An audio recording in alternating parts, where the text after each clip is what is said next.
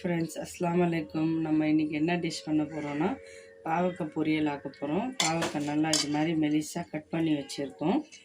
அதுக்கப்புறமா வெங்காயம் கட் பண்ணியிருக்கோம். ஒரு 3-4 வெங்காயம் கட் பண்ணியிருக்கோம். ஒரு 2 பச்சை மிளகாய், கொஞ்சம் கொத்தமல்லி வச்சுருக்கோம். இல்லை வெங்காயம் சேர்த்துக்கலாம்.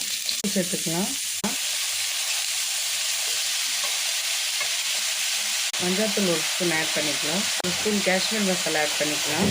ஒரு அரை ஸ்பூன் ஜீரகம் சேர்த்துக்கலாம். ஒன்றும் இல்லை, ரெண்டு பாதியாக கட் பண்ணியிருக்கோம். அந்த பச்சை மிளகாய் சேர்த்துக்கலாம்.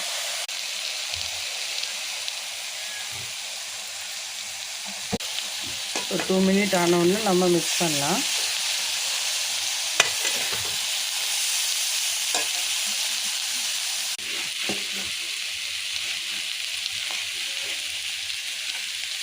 புடலங்காய் கூட்டு பண்ணுறதுக்கு, பொரியல் ஆக்குறதுக்கு நம்ம கட் பண்ணி மஞ்சத்தூள், உப்பு ஒரு 2 விசிலில் வேக வச்சுருக்கோம்.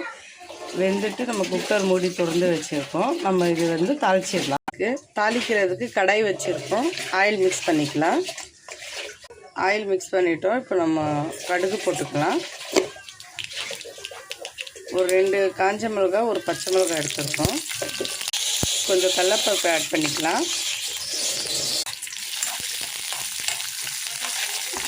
இப்போ செவக்கிற டைமில் நம்ம கொஞ்சம் கருவேப்பிலை சேர்த்துக்கலாம். வேக வச்ச புடலங்காய் சேர்த்துக்கலாம்.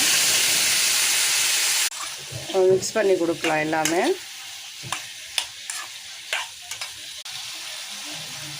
வெந்துருச்சு. எல்லாம் கூட்டு பொரியலுக்கு பதத்துக்கு வந்தப்போ கொஞ்சம் தேங்காய் துருவி வைப்போம். தேங்காய் நம்ம ஆட் பண்ணிக்கலாம்.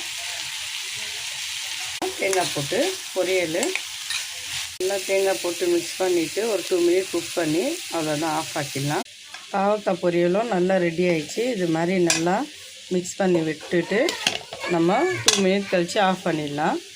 வெந்துச்சான்னு பார்க்கலாம். வெந்துச்சு பண்ணி இது மாதிரி ரெடி ஆகிடுச்சு. பொரியலுக்கு ஆஃப் பண்ணிடலாம். நம்ம பொரியலும் ரெடி ஆகிடுச்சு. நம்ம ஃப்ளைட்டில் சேவ் பண்ணிக்கலாம்.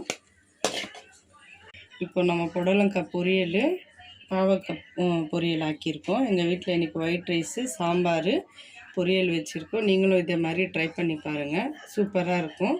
பாவக்காய் பொரியல் இந்த மெத்தடில் ஆக்குனா கசப்பு தெரியாது. பசங்களும் சாப்பிடுவாங்க விரும்பி.